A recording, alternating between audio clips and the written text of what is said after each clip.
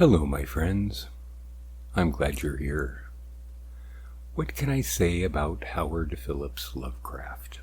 Well, besides creating the very excellent Cthulhu mythos, good old HP, as I'm sure his friends never called him, was also a bit of a racist. He wrote his African-American characters as stereotypes, as if he had never met or talked to one his entire life.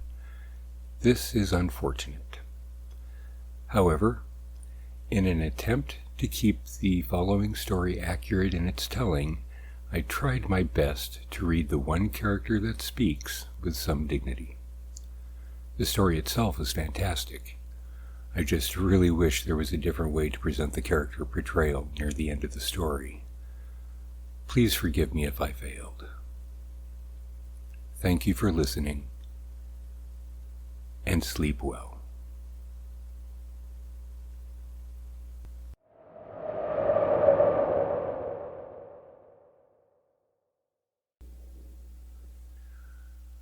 The Silver Key by H.P. Lovecraft. When Randolph Carter was 30, he lost the key to the Gate of Dreams. Prior to that time, he had made up for his prossiness of life by nightly excursions to strange and ancient cities beyond space, and lovely, unbelievable garden lands across ethereal seas. But as middle age hardened upon him, he felt these liberties slipping away little by little, until at last he was cut off altogether. No more could his galleys sail up the river of Okranos, past the gilded spires of Thuran, or his elephant caravans tramp through perfumed jungles in Cled, where forgotten palaces with veined ivory columns sleep lovely and unbroken under the moon. He had read too much of things as they are, and talked with too many people. Well-meaning philosophers had taught him to look into the logical relations of things and analyze the processes which shaped his thoughts and fancies. Wonder had gone away, and he had forgotten that all life is only a set of pictures in the brain, among which there is no difference betwixt those born of real things and those born of inward dreamings, and no cause to value the one above the other. Custom had dinned into his ears a superstitious reverence for that which tangibly and physically exists, and had made him secretly ashamed to dwell in visions. Wise men told him his simple fancies were inane and childish, and he believed it because he could see that they might easily be so. What he failed to recall was that the deeds of reality are just as inane and childish, and even more absurd because their actors persist in fancying them full of meaning and purpose as the blind purpose grinds aimlessly on, from nothing to something back to nothing again, neither heeding nor knowing the wishes or existence of the minds that flicker for a second now and then in the darkness. They had chained him down to things that are, and had then explained the workings of those things till mystery had gone out of the world. When he complained and longed to escape into twilight realms where magic molded all the little vivid fragments and prized associations of his mind into vistas of breathless expectancy and unquenchable delight, they turned him instead toward the new-found prodigies of science, bidding him find wonder in the atom's vortex and mystery in the sky's dimensions. And when he had failed to find these boons in things whose laws are known and measurable, they told him he lacked imagination, and was immature because he preferred dream illusions to the illusions of our physical creation. So Carter had tried to do as others did, and pretend that the common events and emotions of earthly minds were more important than the fantasies of rare and delicate souls.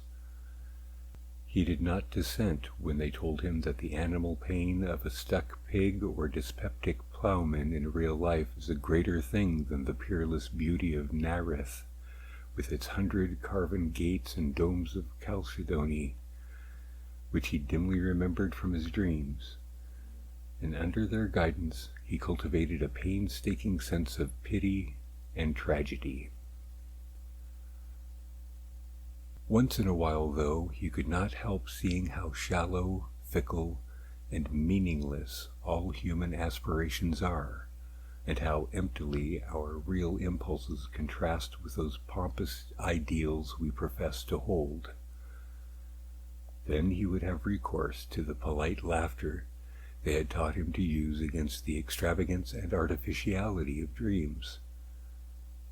For he saw that the daily life of our world is every inch as extravagant and artificial, and far less worthy of respect because of its poverty in beauty, and its silly reluctance to admit its own lack of reason and purpose. In this way, he became a kind of humorist, for he did not see that every humor is empty in a mindless universe devoid of any true standard of consistency or inconsistency. In the first days of his bondage, he had turned to the gentle churchly faith endeared to him by the naive trust of his fathers, for thence stretched mystic avenues which seemed to promise escape from life. Only on closer view did he mark the starved fancy and beauty, the stale and prosy triteness, and the owlish gravity and grotesque claims of solid truth, which reigned boresomely and overwhelmingly among most of its professors, or feel to the full the awkwardness with which it sought to keep alive as literal fact the outgrown fears and guesses of a primal race confronting the unknown. It wearied Carter to see how solemnly people tried to make earthly reality out of old myths, which every step of their boasted science confuted, and this misplaced seriousness killed the attachment he might have kept for the ancient creeds had they been content to offer the sonorous rites and emotional outlets in their true guise of ethereal fancy. But when he came to study those, he had thrown off the old myths. He found them even more ugly than those who had not. They did not know that beauty lies in harmony, and that loveliness of life has no standard amidst an aimless cosmos, save only its harmony with the dreams and the feelings which have gone before and blindly molded our little spheres out of the rest of chaos. They did not see that good and evil and beauty and ugliness are only ornamental fruits of perspective, whose sole value lies in their linkage to what chance made our fathers think and feel, and whose fine details are different from every race and culture. Instead, they either denied these things altogether, or transferred them to the crude, vague instincts which they shared with the beasts and peasants, so that their lives were dragged melodiously out in pain, ugliness, and disproportion, yet filled with a ludicrous pride at having escaped from something no more unsound than that which still held them. They had traded the false gods of fear and blind piety for those of license and anarchy. Carter did not taste deeply of these modern freedoms, for their cheapness and squalor sickened a spirit-loving beauty alone, while his reason rebelled at the flimsy logic with which their champions tried to gild brute impulse with a sacredness stripped from the idols they had discarded. He saw that most of them, in common with their cast-off priestcraft, could not escape from the delusion that life has a meaning apart from that which men dream into it, and could not lay aside the crude notion of ethics and obligations beyond those of beauty, even when all nature shrieked of its unconsciousness and impersonal unmorality in the light of their scientific discoveries. Warped and bigoted, with preconceived illusions of justice, freedom, and consistency, they cast off the old lore and the old ways with the old beliefs, nor ever stopped to think that that lore and those ways were the sole makers of their present thoughts and judgments, and the sole guides and standards in a meaningless universe without fixed aims or stable points of reference. Having lost these artificial settings, their lives grew void of direction and dramatic interest, till at length they strove to drown their ennui in bustle and pretended usefulness, noise and excitement, barbaric display and animal sensation. When these things palled, disappointed, or grew nauseous through revulsion, they cultivated irony and bitterness, and found fault with the social order. Never could they realize that their brute foundations were as shifting and contrary as the gods of their elders, and that the satisfaction of one moment is the bane of the next. Calm, lasting beauty comes only in dream, and this solace the world had thrown away when in its worship of the real it threw away the secrets of childhood and innocence. Amidst this chaos of hollowness and unrest, Carter tried to live as befitted a man of keen thought and good heritage.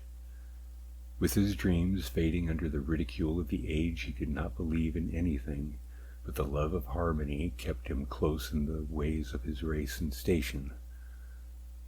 He walked impassive through the cities of men, and sighed because no vista seemed fully real, because every flash of yellow sunlight on tall roofs, and every glimpse of balustraded plazas in the first lamps of evening served only to remind him of dreams he had once known, and to make him homesick for ethereal lands he no longer knew how to find. Travel was only a mockery, and even the Great War stirred him but little, though he served from the first in the Foreign Legion of France. For a while he sought friends, but soon grew weary of the crudeness of their emotions, and the sameness and earthiness of their visions. He felt vaguely glad that all his relatives were distant and out of touch with him, for they could not have understood his mental life. That is, none but his grandfather and great-uncle Christopher could, and they were long dead. Then he began once more the writing of books, which he had left off when dreams first failed him. But here, too, was there no satisfaction or fulfillment, for the touch of earth was upon his mind, and he could not think of lovely things as he had done of yore. Ironic humor dragged down all the twilight minarets he reared, and the earthy fear of improbability blasted all the delicate and amazing flowers in his fairy gardens. The convention of assumed piety split mawkishly on his character, while the myth of an important reality and significant human events and emotions debased all his high fantasy into thin-veiled allegory and cheap social satire. His new novels were successful as his old ones had never been, and because he knew how empty they must be to please an empty herd, he burned them and ceased his writing. They were very graceful novels, in which he urbanely laughed at the dreams he lightly sketched, but he saw that their sophistication had sapped all their life away.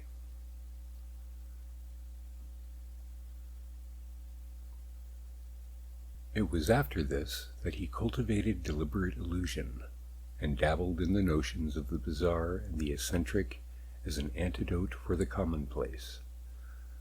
Most of these, however, soon showed their poverty and barrenness, and he saw that the popular doctrines of occultism are as dry and inflexible as those of science, yet without even the slender palliative of truth to redeem them. Gross stupidity, falsehood, and muddled thinking are not dream, and form no escape from life to the mind trained above their level. So Carter bought stranger books and sought out deeper and more terrible men of fantastic erudition, delving into arcana of consciousness that few have trod, and learning things about the secret pits of life, legend, and immemorial antiquity which disturbed him even afterward. He decided to live on a rarer plane, and furnished his Boston home to suit his changing moods. One room for each, hung in appropriate colors, furnished with befitting books and objects, and provided with sources of the proper sensations of light, heat, sound, taste, and odor. Once he heard of a man in the South who was shunned and feared for the blasphemous things he read in prehistoric books and clay tablets smuggled from India and Arabia. Him he visited, living with him and sharing his studies for 7 years, till horror overtook them one midnight in an unknown and archaic graveyard, and only one emerged where 2 had entered. Then he went back to Arkham, the terrible witch-haunted old town of his forefathers in New England, and had experiences in the dark, amidst the hoary willows and tottering gambrel roofs, which made him seal forever certain pages in the diary of a wild-minded ancestor. But these horrors took him only to the edge of reality, and were not of the true dream country he had known in youth, so that at 50 he despaired of any rest or contentment in a world grown too busy for beauty and too shrewd for dream. Having perceived at last the hollowness and futility of real things, Carter spent his days in retirement, and in wistful, disjointed memories of his dream-filled youth. He thought it rather silly that he bothered to keep on living at all, and got from a South American acquaintance a very curious liquid to take him to oblivion without suffering. Inertia and force of habit, however, caused him to defer action, and he lingered indecisively among thoughts of old times, taking down the strange hangings from his walls, and refitting the house as it was in his early boyhood, purple panes, Victorian furniture, and all. With the passage of time he became almost glad he had lingered, for his relics of youth and his cleavage for the world made life and sophistication seem very distant and unreal, so much so that a touch of magic and expectancy stole back into his nightly slumbers. For years those slumbers had known only such twisted reflections of everyday things as the commonest slumbers know, but now there returned a flicker of something stranger and wilder, something of vaguely awesome imminence, which took the form of tensely clear pictures from his childhood days, and made him think of little inconsequential things he had forgotten. He would often wake calling for his mother and grandfather, both in their graves a quarter of a century. Then one night his grandfather reminded him of a key. The gray old scholar, as vivid as in life, spoke long and earnestly of their ancient line, and of the strange visions of the delicate and sensitive men who composed it. He spoke of the flame-eyed crusader who learnt wild secrets of the Saracens that held him captive, and of the first Sir Randolph Carter who studied magic when Elizabeth was queen. He spoke, too, of that Edmund Carter who had just escaped hanging in the Salem witchcraft, and who had placed in an antique box a great silver key handed down from his ancestors. Before Carter awaked, the gentle visitation had told him, where to find that box, that carved oak box of archaic wonder, whose grotesque lid no hand had raised for 2 centuries. In the dust and shadows of the great attic he found it, remote and forgotten at the back of a drawer in a tall chest. It was about a foot square, and its Gothic carvings were so fearful that he did not marvel no person since Edward Carter had dared open it. It gave forth no noise when shaken, but was mystic with the scent of unremembered spices. That it held a key was indeed only a dim legend, and Randolph Carter's father had never known such a box existed. It was bound in rusty iron, and no means was provided for working the formidable lock. Carter vaguely understood that he would find within it some key to the lost gate of dreams, but of where and how to use it, his grandfather had told him nothing. An old servant forced the carven lid, shaking as he did, so at the hideous faces leering from the blackened wood and at some unplaced familiarity. Inside, wrapped in a discolored parchment, was a huge key of tarnished silver, covered with cryptical arabesques, but of any legible explanation there was none. The parchment was voluminous, and held only the strange hieroglyphs of an unknown tongue, written with an ancient reed. Carter recognized the characters as those he had seen on a certain papyrus scroll belonging to that terrible scholar of the South, who had vanished one midnight in a nameless cemetery. The man had always shivered when he read this scroll, and Carter shivered now. But he cleaned the key and kept it by him nightly in its aromatic box of ancient oak. His dreams were meanwhile increasing in vividness, and though showing him none of the strange cities and incredible gardens of the old days, were assuming a definite cast whose purpose could not be mistaken. They were calling him back along the years, and with the mingled wills of all his fathers were pulling him toward some hidden and ancestral source. Then he knew he must go into the past and merge himself with old things, and day after day he thought of the hills to the north, where haunted Arkham and the rushing Miskatonic and the lonely rustic homestead of his people lay. In the brooding fire of autumn, Carter took the old remembered way past graceful lines of rolling hill and stone-walled meadow, distant vale and hanging woodland, curving road and nestling farmstead, and the crystal windings of the Miskatonic, crossed here and there by rustic bridges of wood or stone. At one bend he saw a group of giant elms, among which an ancestor had oddly vanished a century and a half before, and shuddered as the wind blew meaningly through them. Then there was the crumbling farmhouse of old Goody Fowler, the witch, with its little evil windows and great roof sloping nearly to the ground on the north side.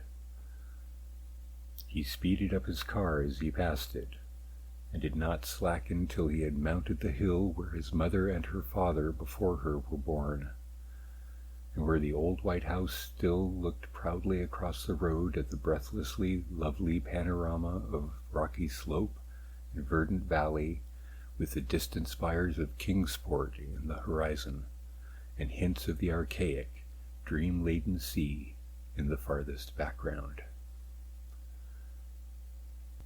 Then came the steeper slope that held the old Carter place. He had not seen in over 40 years. Afternoon was far gone, and when he reached the foot and at the bend halfway up, he paused to scan the outspread countryside, golden and glorified in the slanting floods of magic poured out by a western sun. All the strangeness and expectancy of his recent dreams seemed present in this hushed and unearthly landscape, and he thought of the unknown solitudes of other planets as his eyes traced out the velvet and deserted lawns, shining undulant between their tumbled walls, the clumps of fairy forest setting off far lines of purple hills beyond hills, and the spectral wooded valley, dipping down in shadow to dank hollows where trickling waters crooned and gurgled among swollen and distorted roots. Something made him feel that motors did not belong in the realm of his seeking, so he left his car at the edge of the forest, and putting the great key in his coat pocket, walked up the hill. Woods now engulfed him utterly, though he knew the house was on a high knoll that cleared the trees except to the north.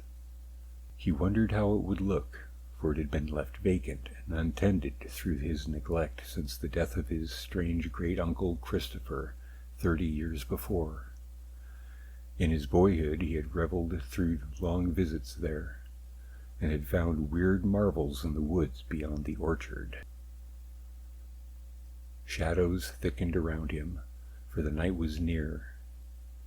Once a gap in the trees opened up to the right, so that he saw off across leagues of twilight meadow and spied the old Congregational steeple on Central Hill in Kingsport, pink with the last flush of the day, the panes of the little round windows blazing with reflected fire. Then, when he was in deep shadow again, he recalled with a start that the glimpse must have come from childish memory alone, since the old white church had long been torn down to make room for the Congregational hospital. He had read of it with interest, for the paper had told about some strange burrows or passages found in the rocky hill beneath. Through his puzzlement a voice piped, and he started again at its familiarity after long years. Old Benijah Corey had been his Uncle Christopher's hired man, and was aged even in these far-off times of his boyhood visits. Now he must be well over 100, and that piping voice could come from no one else. He could distinguish no words, yet the tone was haunting and unmistakable. To think that old Benijah should still be alive. "Mr. Randy, Mr. Randy, where you be? Do you want to scare your Aunt Marthy plumb to death? Hain't she told you to keep nigh the place in the afternoon and get back after dark? Randy, Randy." He's the beatin'est boy for running off in the woods I ever see. Half the time a settin' moonin' around that snake den in the upper timber lot. Hey, you, Randy. Randolph Carter stopped in the pitch darkness and rubbed his hand across his eyes. Something was queer. He had been somewhere he ought not to be, had strayed very far away to places where he had not belonged, and was now inexcusably late. He had not noticed the time on the Kingsport steeple, though he could easily have made it out with his pocket telescope, but he knew his lateness was something very strange and unprecedented. He was not sure he had his little telescope with him, and put his hand in his blouse pocket to see. No, it was not there. But there was the big silver key he had found in a box somewhere. Uncle Chris had told him something odd once about an old unopened box with a key in it, but Aunt Martha had stopped the story abruptly, saying it was no kind of thing to tell a child whose head was already too full of queer fancies. He tried to recall just where he had found the key, but something seemed very confused. He guessed it was in the attic at home in Boston, and dimly remembered bribing Parks with half his week's allowance to help him open the box and keep quiet about it. But when he remembered this, the face of Parks came up very strangely, as if the wrinkles of long years had fallen upon the brisk little Cockney. "Randy, Randy, hi, Randy."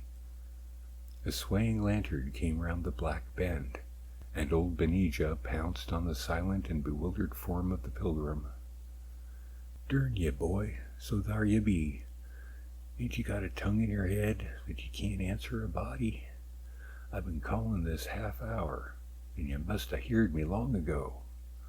Don't you know your Aunt Marthy's all the fidget over your being off after dark? Wait till I tell your Uncle Chris when he gets home. You'd ought to know these here woods ain't no fitting place to be traipsin' this hour. They's things abroad what don't do nobody no good, as my grandsir knowed before me. Come, Mr. Randy, or Hannah won't keep supper no longer. So Randolph Carter was marched up the road where wondering stars glimmered through high autumn boughs, and dogs barked as the yellow light of small-paned windows shone out at the farther turn, and the Pleiades trickled across the open knoll where a great gambrel roof stood black against the dim west. Aunt Martha was in the doorway, and did not scold too hard when Benijah shoved the truant in. She knew Uncle Chris well enough to expect such things of the Carter blood. Randolph did not show his key, but ate his supper in silence and protested only when bedtime came. He sometimes dreamed better when awake, and he wanted to use that key. In the morning, Randolph was up early, and would have run off to the upper timber lot if Uncle Chris had not caught him and forced him into his chair by the breakfast table. He looked impatiently around the low-pitched room, with the rag carpet and exposed beams and corner posts, and smiled only when the orchard boughs scratched at the little leaded panes in the rear window. The trees and the hills were close to him, and formed the gates of that timeless realm which was his true country. Then, when he was free, he felt in his blouse pocket for the key and was reassured, skipped off across the orchard to the rise beyond, where the wooded hill climbed again to heights above even the treeless knoll.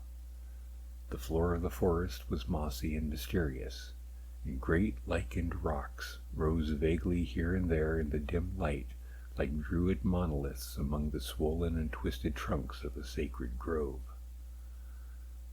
Once on his ascent, Randolph crossed a rushing stream whose falls a little way off sang runic incantations to the lurking fauns and aegipans and dryads.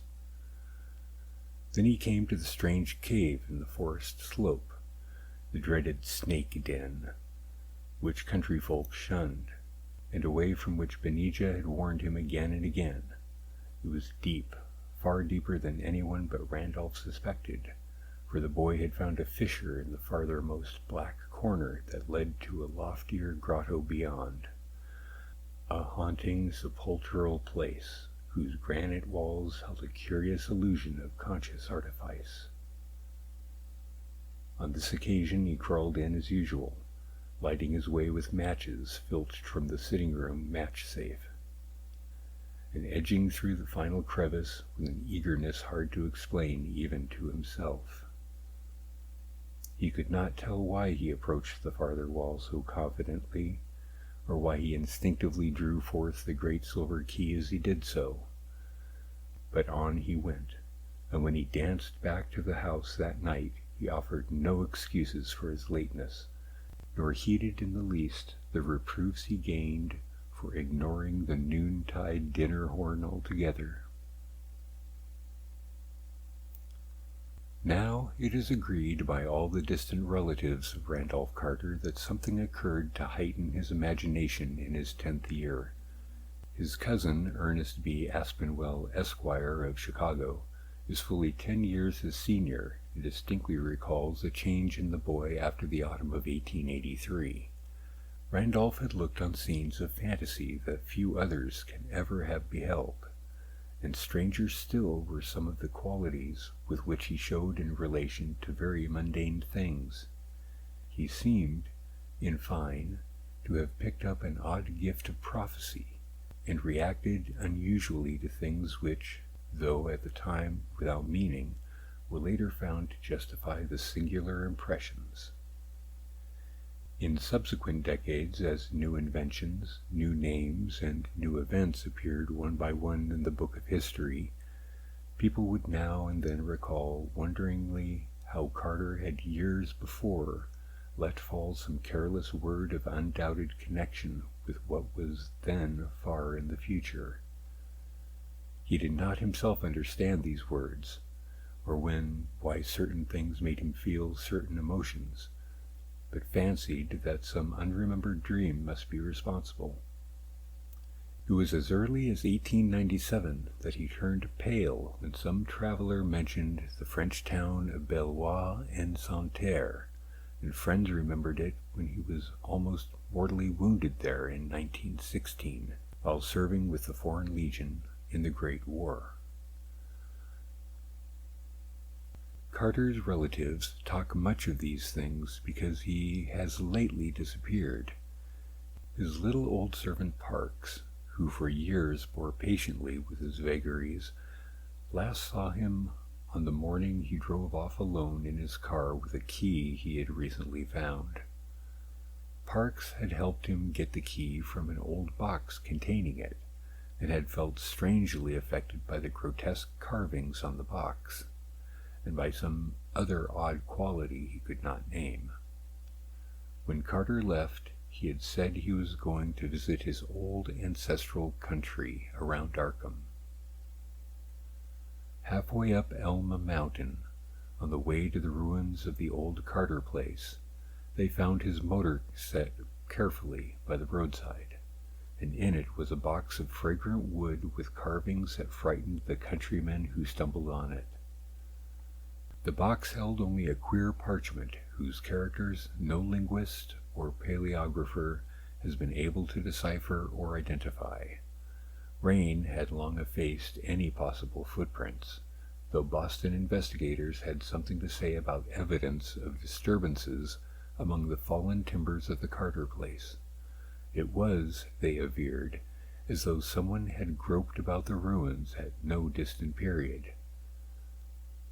A common white handkerchief found among the forest rocks on the hillside beyond cannot be identified as belonging to the missing man.